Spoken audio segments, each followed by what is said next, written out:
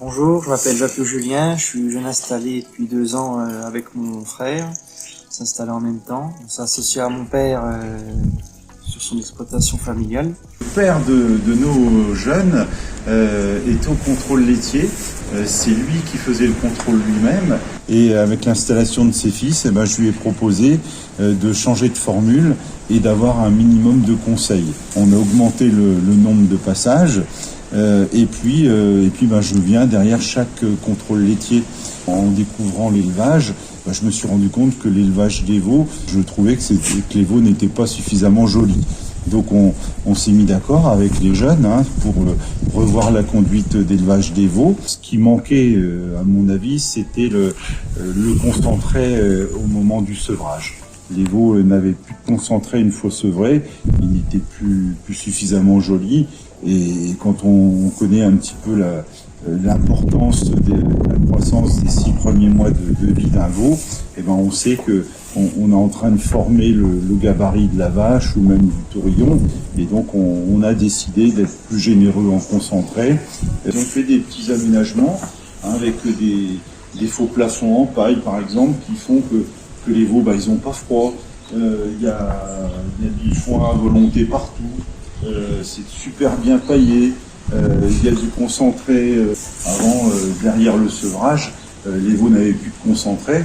Donc même si on avait bien démarré les 2-3 premiers mois, une fois que le sevrage était fait, il manquait vraiment de la croissance.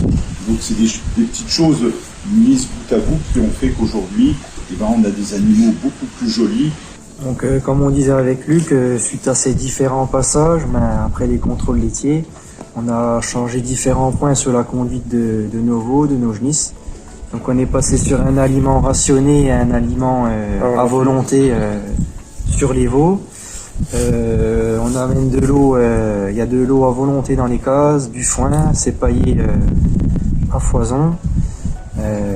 On vaccine les mères pour éviter tous les soucis de diarrhée sur les veaux. On a changé aussi le mode pour donner la lactation aux veaux. On leur donne en milk bar, on était au seau. Et on s'est rendu compte qu'avec le milk bar, on avait moins de soucis de tétés sur les genisses. Moi, je vois tous les veaux mâles après le sevrage. Et puis, depuis début que je suis là, je vois quand même que ça a changé. Ils ont plus de mauvais poids, ils poussent mieux, ils démarrent mieux. Et puis, ça se voit, c'est déjà beaucoup mieux.